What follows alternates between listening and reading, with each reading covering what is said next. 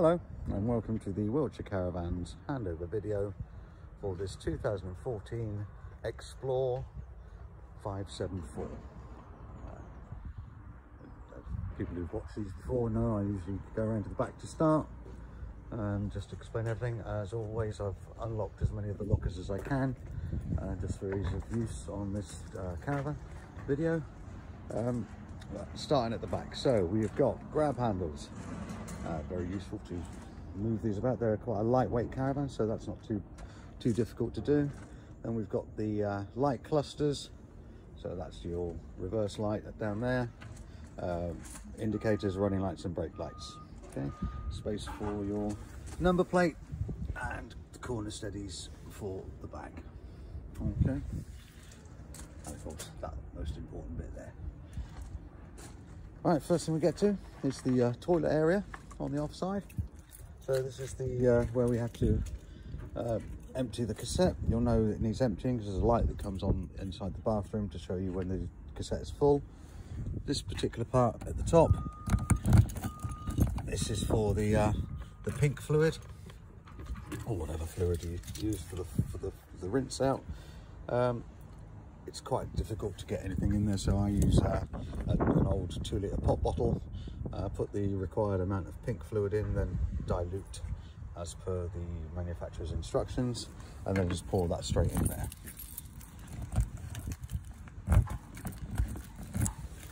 Okay, underneath that, this is where the actual cassette is, so bear with me. It's the standard Thetford cassette. To remove, lift this handle here and just pull it straight towards you and pull it out. So there's the cassette. To empty, this funnel goes forward, take the cap off, lift over the area where it needs to go in, and press that button there. That will help release any gas or air to let everything flood out. One thing to remind yourself, this cap, well, you need to put it somewhere safe. You do not want that falling down the area where everything else is going, because you will have to go and get it. You won't like that. You'll want to rinse it out once you've emptied it, so slide that back, open this flap there, and then rinse out in there. You can just about see the float, which indicates, puts on a sensor that indicates that the cassette needs emptying. So close that, slide that back, do your rinsey bit forward, press again, and you're ready to put in the blue fluid. Now the blue fluid you can either put directly in there if you wish, or in the cap. There are levels to tell you how much, how full it's likely to be. So again, going back to the instructions on the fluid you're using, put the required amount in and dilute if required. One very important thing, particularly winter time, the pink rinse up there goes into a reservoir. You'll want to empty that for winter. Under here there's a little tube, just take that down, open this bung here and let everything drain out. Okay, so that's your toilet area. Down here we've got the waste outlet pipes, therefore the 2 sinks and the shower. A bit of pipe goes over there into the waste master, or if you are on a fully serviced pitch, you can get some connectors and just have one pipe going to a drain if you're lucky enough to be there, to have that facility with you. Alloy wheels on these, torqued up to 130 Newton meters. I'll show you the plate around the side, the sticker that shows what to go on. This one is fitted with a motor mover, but there are separate videos for those. A bit further along we get to the water area where, so it's the whale water system. So this is the pump. Retrieve this part, that goes direct into the aqua roll. This area just clips in there, pushes in, clips down. Okay, this cap can just go over the hole in the aqua roll to prevent any dirt or anything getting into your water supply.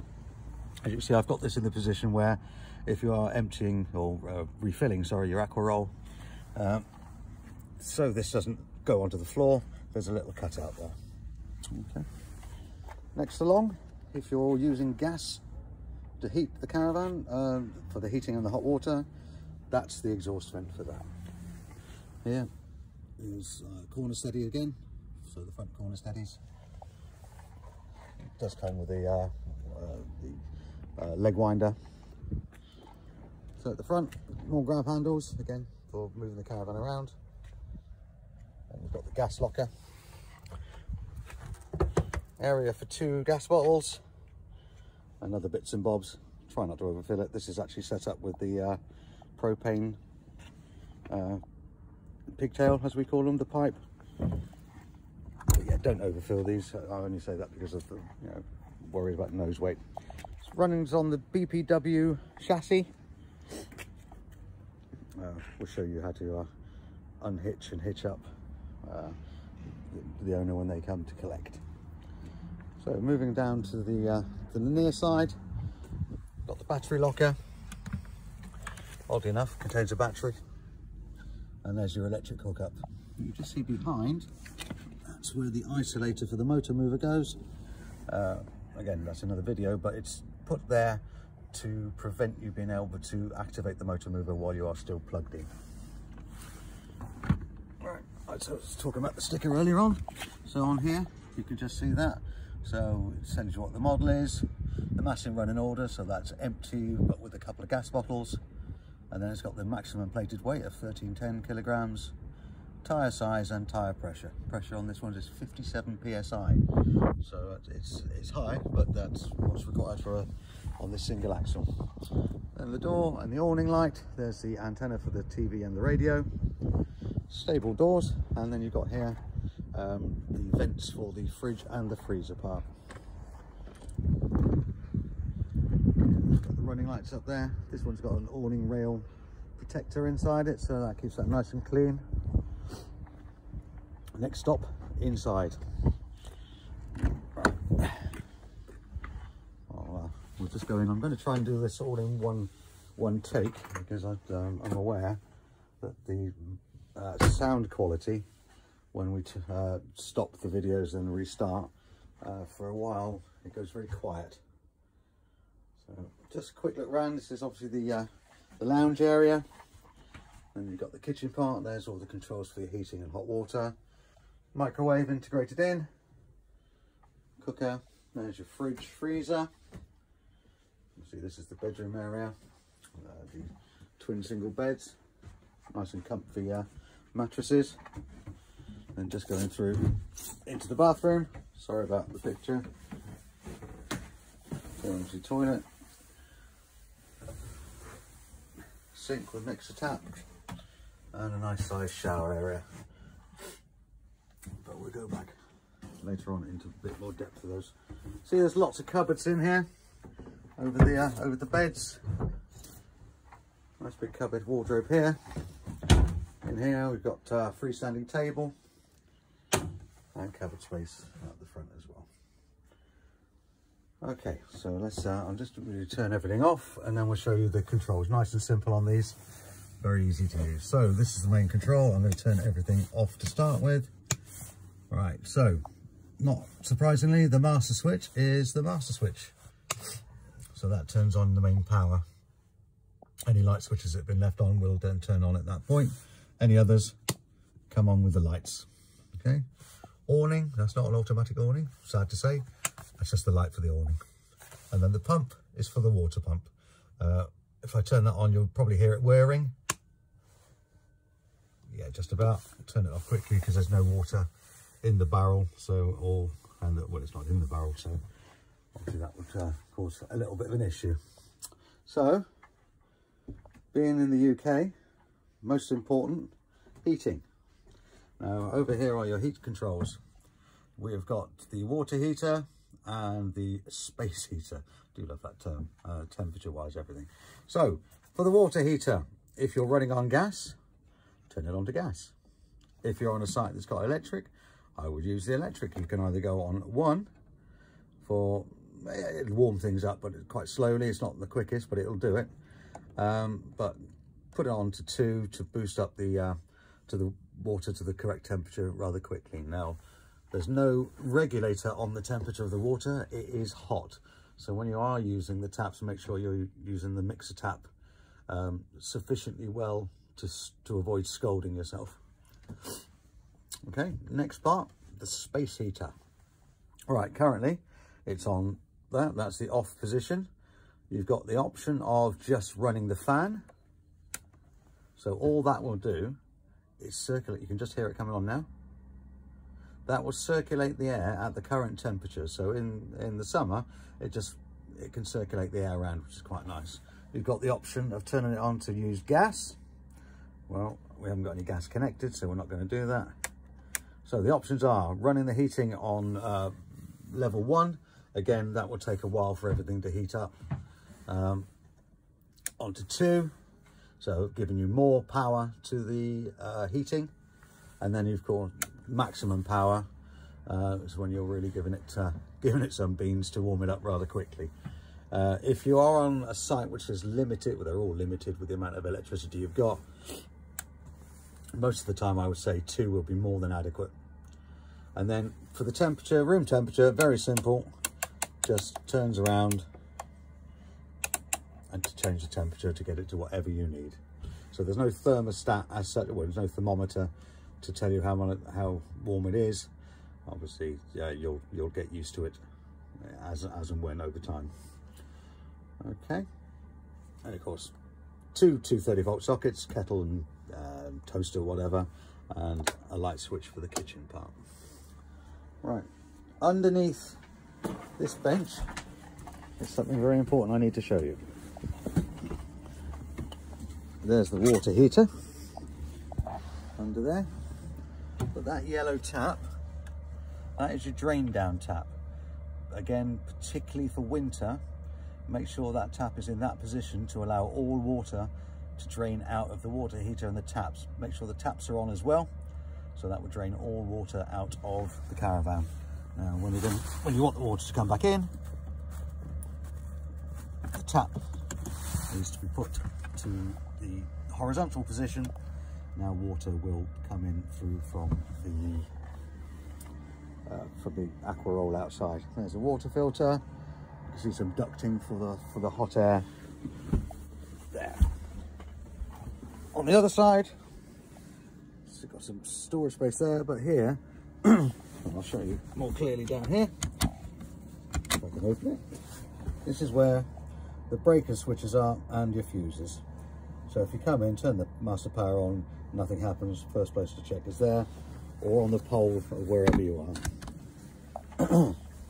This area here at the front, slats come out to make the bed, make the 2 benches into a nice sized double bed. And you've also got a little table that comes up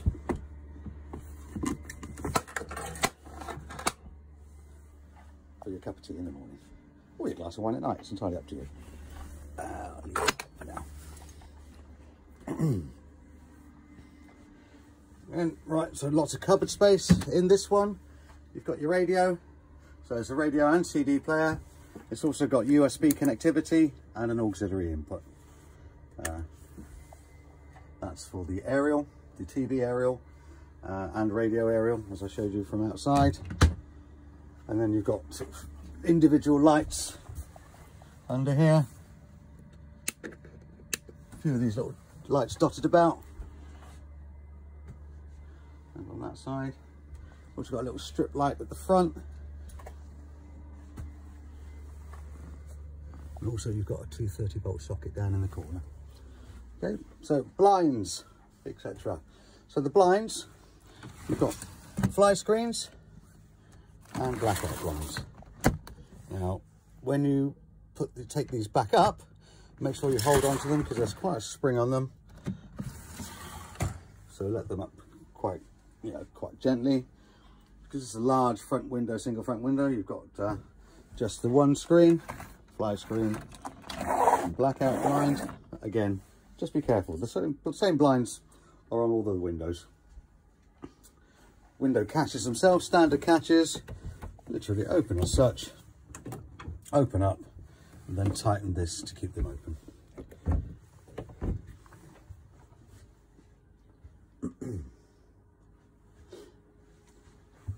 Right, while we're in the kitchen area, again, lots of space, drawer space.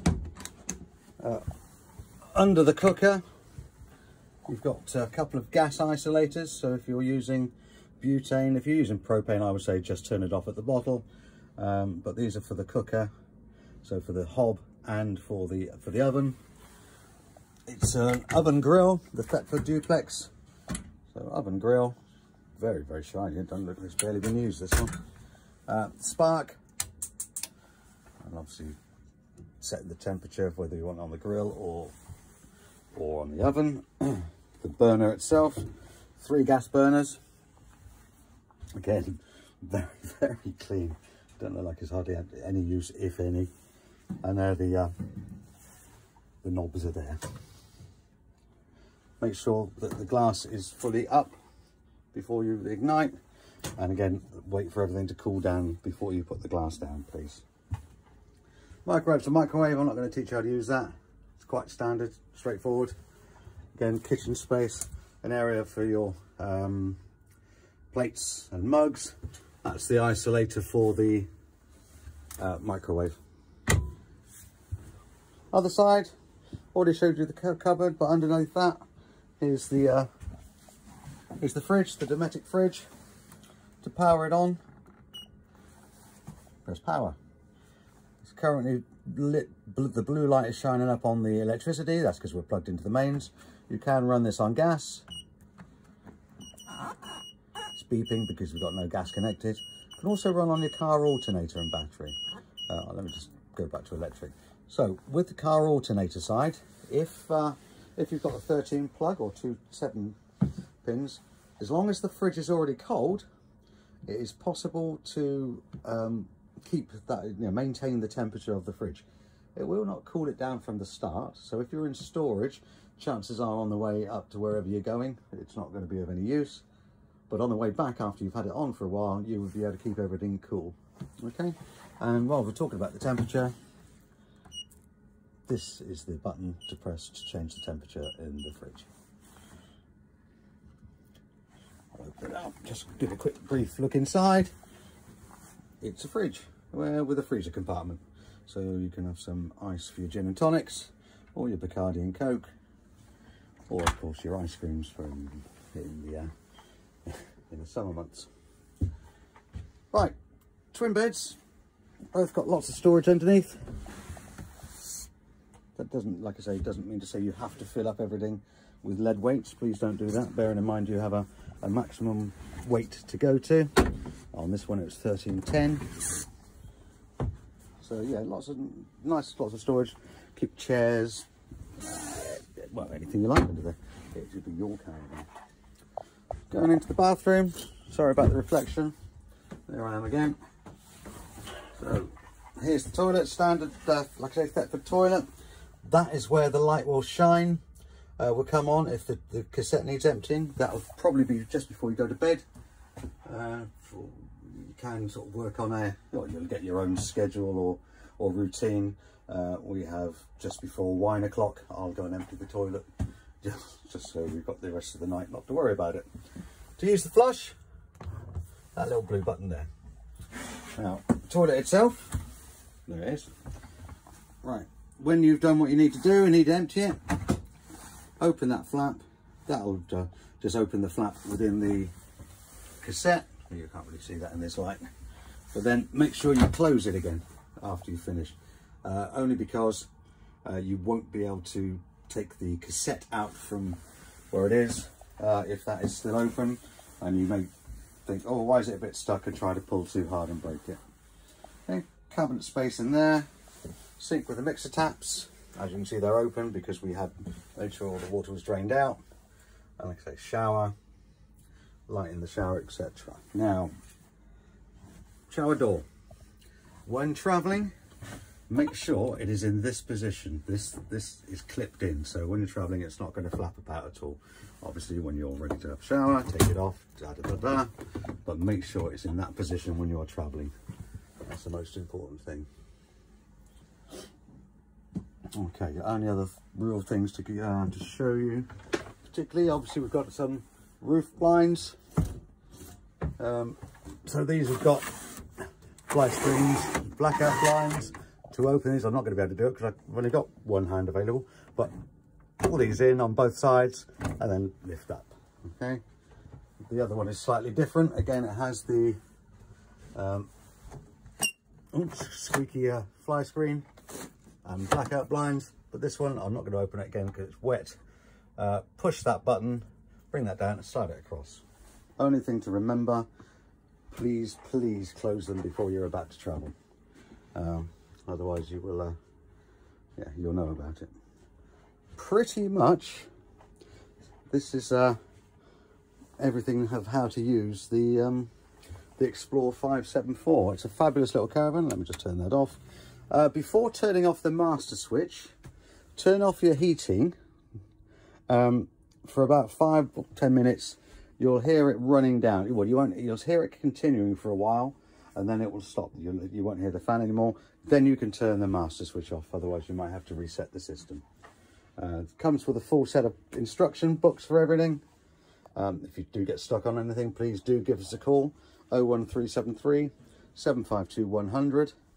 Again, 01373 752 100. Yeah, so I hope you enjoy the video. If you do enjoy it, please click on like and subscribe to our video channel. And that's pretty much it. But to the new owners of this van, yeah, it's a lovely, tidy van. And I'm, yeah, going to love it. Okay, thanks for your time. Cheers now. Bye-bye.